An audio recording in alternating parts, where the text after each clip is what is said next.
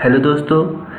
अभी जो वीडियो आप देख रहे हो वो बहुत ही इम्पोर्टेंट है, क्योंकि मुझे 2-3 कमेंट भी आए थे कि जब हमें पर्सनल इंटरव्यू के लिए बुलाया जाता है तो हमें वहाँ पे कोई फॉर्म फिलअप करना पड़ता है या नहीं।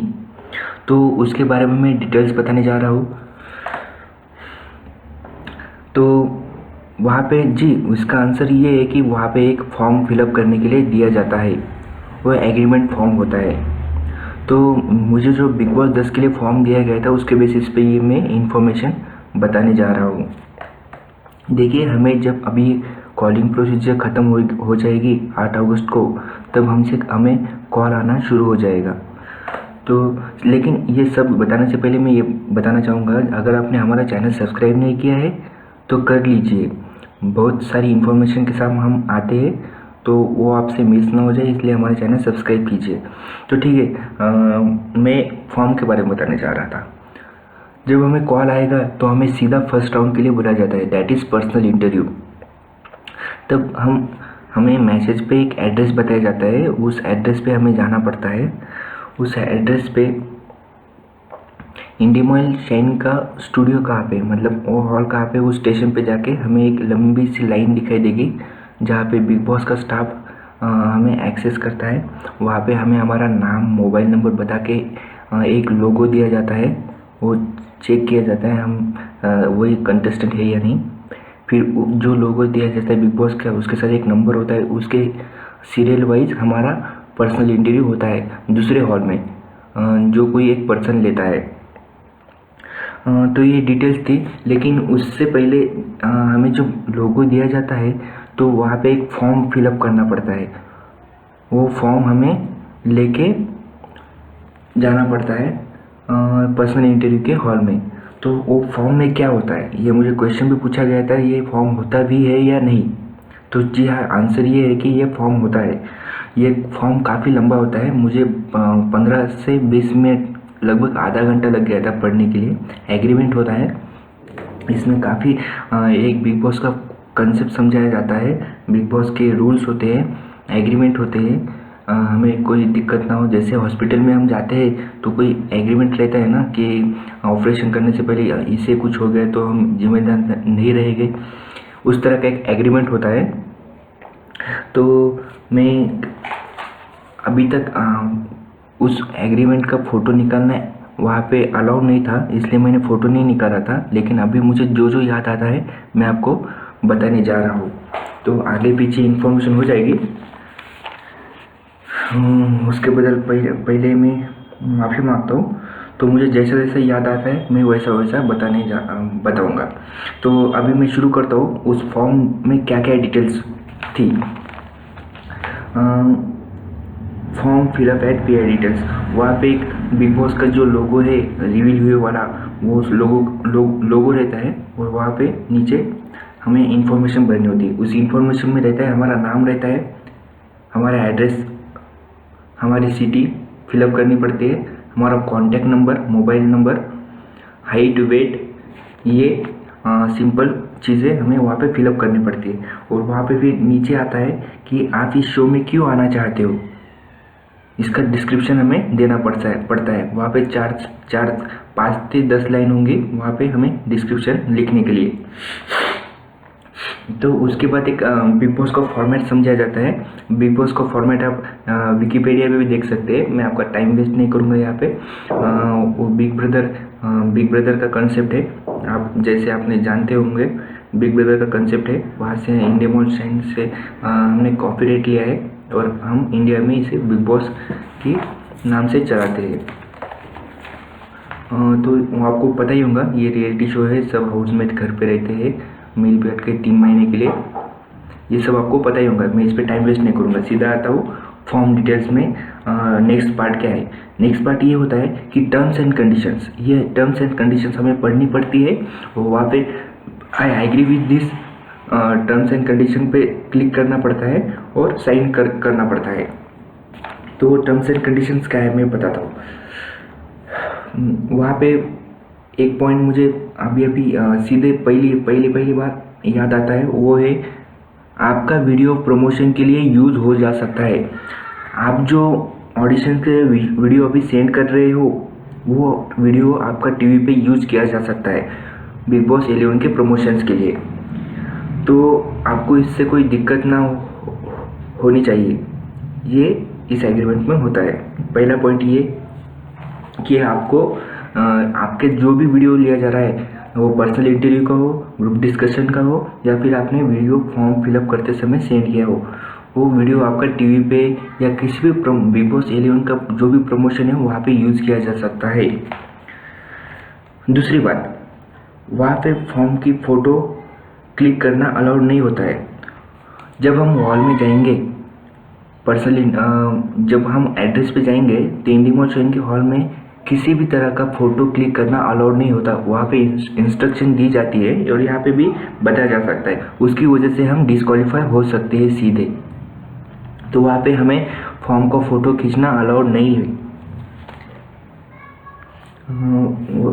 वही, और तीसरी बात भी, हॉल में भी फ़ोटो हम खींच नहीं सकते। फिर वो लोगो वाला फॉर्म हमें इस तरह फिलअप करना पड़ता है, पढ़ना पड़ता है।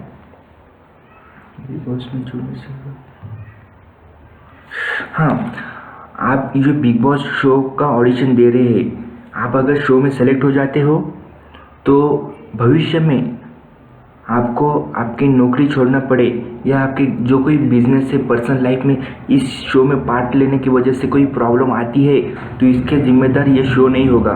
या फिर आपको किसी इंडस्ट्री में या सरकारी नौकरी में या किसी भी तरह का जॉब नहीं मिलता है या अपॉर्चुनिटी आप हासिल नहीं कर पाते क्योंकि आप इस शो में हिस्सा ले चुके थे, तो इससे शो का कोई लेना देना नहीं होगा। ये यहाँ पे क्लियर किया जाता है। उसके बाद का नेक्स्ट पॉइंट ये है कि हमें बिग बॉस के जो घर के नियम होते हैं, यानी कि मतलब दिन भर सोना नहीं होता है, रात जब लाइट ऑफ होती है तभी सोना होता है, फिर सुबह अलार्म होता है तो तब जगने के बाद फिर से सोना नहीं होता है, और बहुत सारी बातें होती है। उन बातों का जो नियम होते हैं वो हमें मानने पड़ेंगे घर में, मतलब हमें बिग बॉस के ही नियम घर में मानने पड़ेंगे। और उसके बाद 7वां पॉइंट ये आता है कि हमें बिग बॉस के घर में हिंदी भाषा के अलावा किसी भाषा का उपयोग करना अलाउड नहीं है। हमें हिंदी भाषा का ही उपयोग घर में करना पड़ेगा, ये कंपलसरी है, अनिवार्य है। अगर बिग बॉस 11 टीआरपी के लिए किसी वाइल्ड कार्ड एंट्रीज लाती है शो में तो आपको इससे प्रॉब्लम नहीं होनी चाहिए। आप घर में 3 मंथ के लिए रखा जाएगा। जो बिग बॉस का घर होता है, हमें 3 मंथ के लिए उस घर में, लगभग 3 मंथ के लिए उस घर में रखा जाता है। पूरी दुनिया से अलग होकर ये घर बनाया जाता है। उस 4 भिंती के हमें अंदर रहना पड़ता है। उसमें कोई इलेक्ट्रॉनिक डिवाइस यूज़ नहीं होगा, मतलब हम कोई इलेक्ट्रॉनिक डिवाइस लेके जा नहीं सकते, जैसे कि mobile, no mobiles, no watches, no music instruments, हम कुछ भी उस घर में लेके नहीं जा सकते। इलेक्ट्रॉनिक डिवाइस की बात कर रहा हूँ मैं। उसके बाद का पॉइंट ये आता है,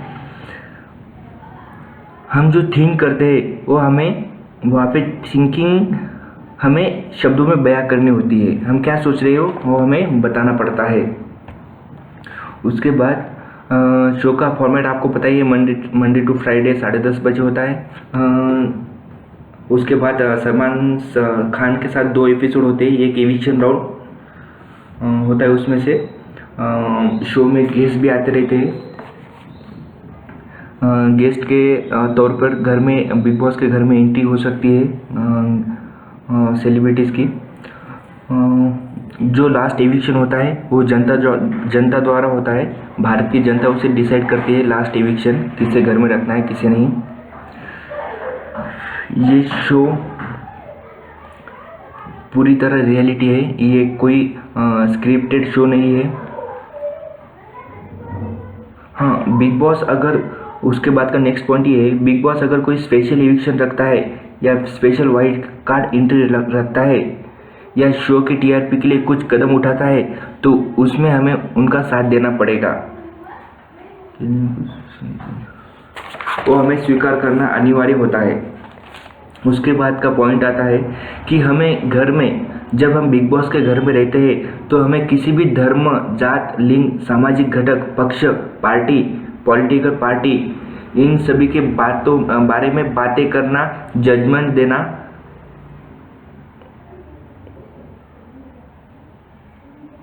अलाउड नहीं है।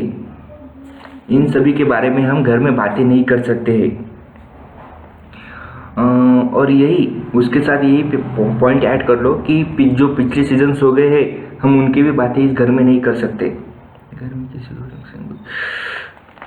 घर में। और उसका नेक्स्ट पॉइंट और सबसे इम्पोर्टेंट है, घर में वायलेंस अलाउड नहीं है। हम हिंसा नहीं कर सकते, हम किसी को मार नहीं सकते, किसी को हाथ नहीं लगा सकते। ये अगर हमने किया तो हमें जेल हो सकती है, बाहर वाली जेल। हम गुने के हम पे गुनाह दाखिल हो सकता है। उसका नेक्स्ट पॉइंट है, उसके बाद नेक्स्ट पॉइंट है,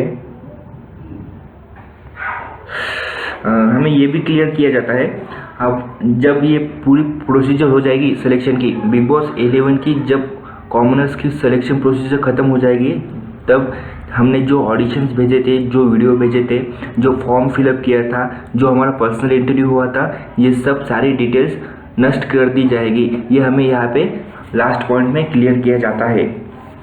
लास्ट में हमें एक बॉक्स रहता है, वहाँ पे साइन करना पड़ता है, I agree this terms and condition, और साइन करना पड़ती है। ये फॉर्म हमें पर्सनल इंटरव्यू के हॉल में लेके जाना पड़ता है, वहाँ पे हमारा पर्सनल इंटरव्यू होता है। तो ये सारी बातें थी जो हमें पर्सनल इंटरव्यू के दौरान एक फॉर्म दिया जाता है, उसमें फिलअप करनी पड़ती है। तो मुझे लगता है जो 2-3 कमेंट आए थे उनको ये आंसर मिल गया होगा कि फॉर्म फिलअप करना पड़ता है या नहीं, या फिर करना पड़ता है तो उसमें क्या होता है।